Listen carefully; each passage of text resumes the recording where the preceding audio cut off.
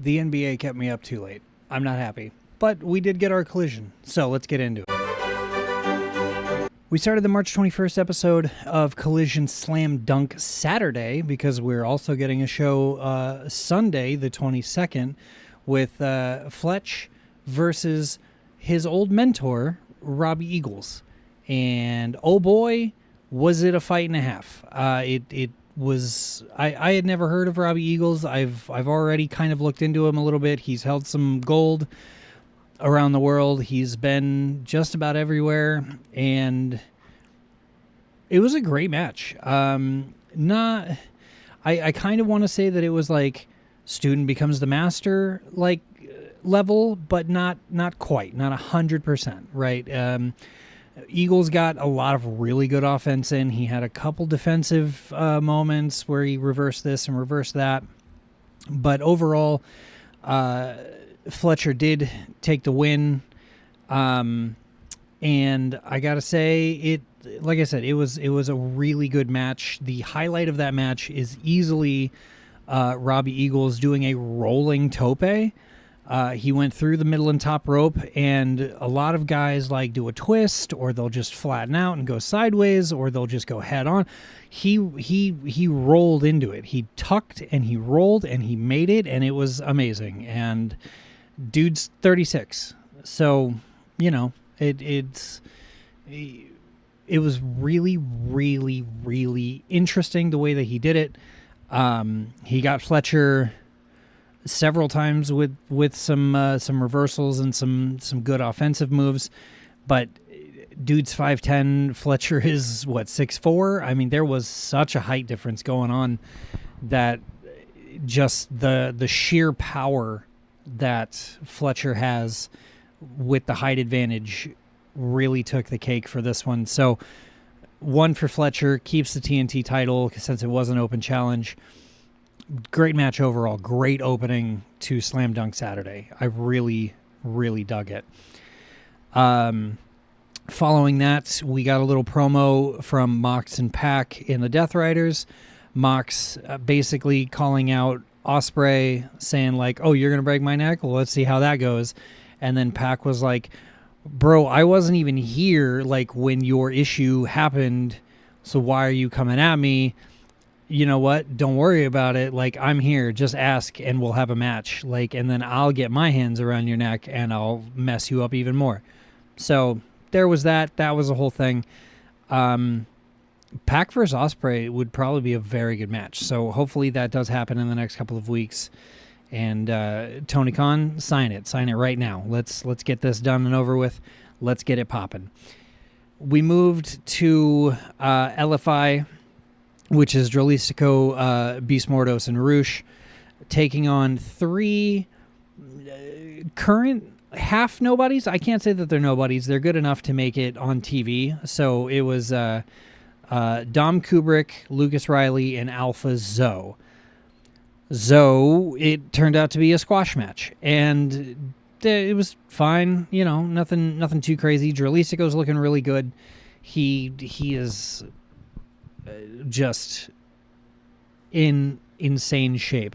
My favorite part of this whole match was that Beast Mordos came out wearing like big glasses and a tie, and he got in the ring and he did his pose, and then he took the glasses off, but he left the tie, and he wrestled the whole match with the tie on, and it was very silly. It was really good. I mean, like I said, the match was a squash match, so it was only a couple minutes long, but just seeing Beast Mordos with this mask and all the shenanigans that go with it and the suspenders and all that, and then just a tie for no reason. I mean, I was into it. Let's give him a thumbs up for that. LFI did take the win. Squash match. Nothing special. Nothing crazy. Good showing for everybody. And then we moved immediately on to Tekla cutting a backstage promo, saying like, oh, I know exactly why Toni Storm is injured, because she's not injured. She's just scared of me after she saw what I did to Statlander. So, you know, that's that. That's just what we're doing there, and we're just going to take that at face value, and we're going to move on.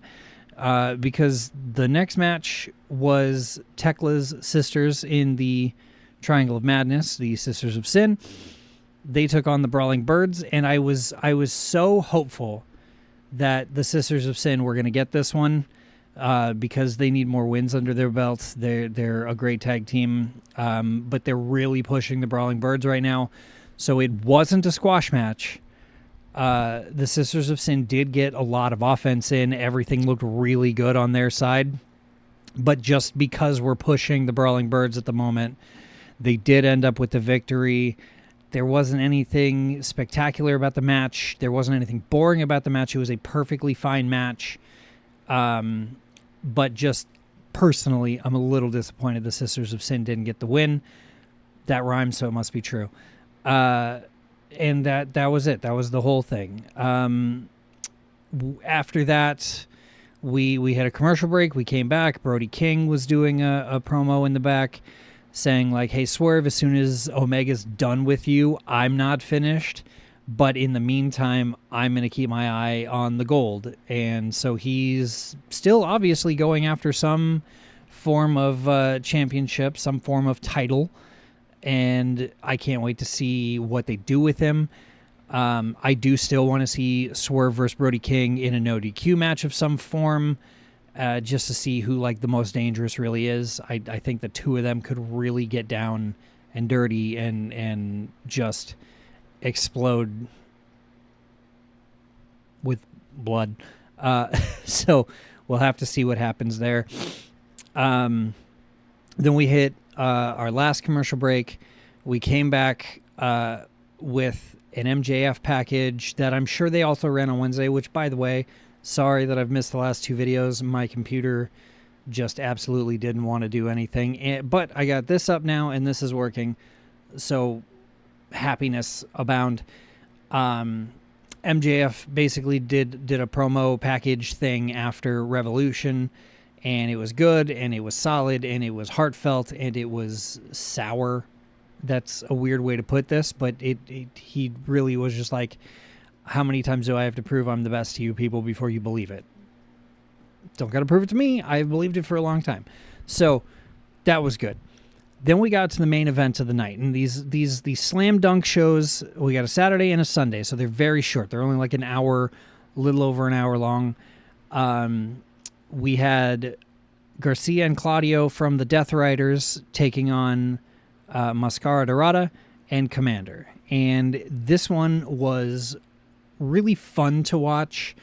Daniel Garcia is really trying to hone in on like the ground and pound aspect of stuff. He's not really doing any high flying. He's not doing anything special. He's just punch you in the mouth and move on type of demeanor at the moment. Claudio is Claudio. We all know Claudio. But the teaming of Dorada and Commander worked so much better than I was hoping it would, which is awesome.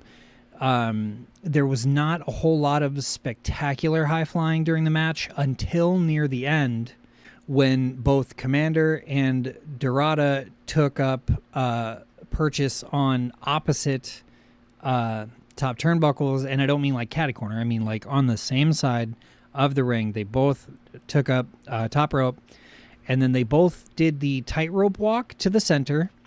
Both of them turned to face inside the ring. They grabbed hands, and they did a double moonsault off the top rope. It was, I don't know how many times they would have had to practice that to get it as good as it was, but it worked really well, and it took out both Garcia and Claudio on the outside.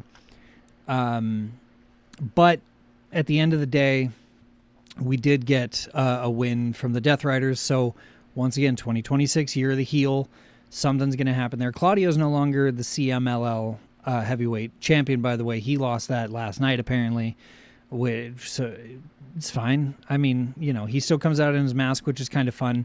Daniel Garcia's got new trunks with the owl right on the butt, so that's kind of funny to me. But overall, it was a really good match. I think I have to say, though, that match of the night goes to Robbie Eagles and Kyle Fletcher. I mean, they just tore it up.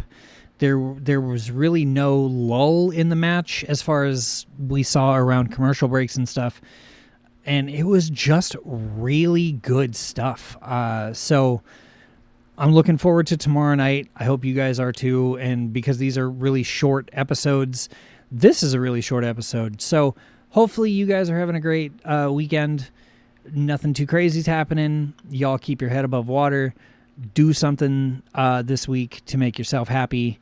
And I'm going to see you tomorrow night. That's the whole thing. So have a great Sunday. Hopefully whatever basketball game on tomorrow doesn't keep us waiting too long like it did today with the show.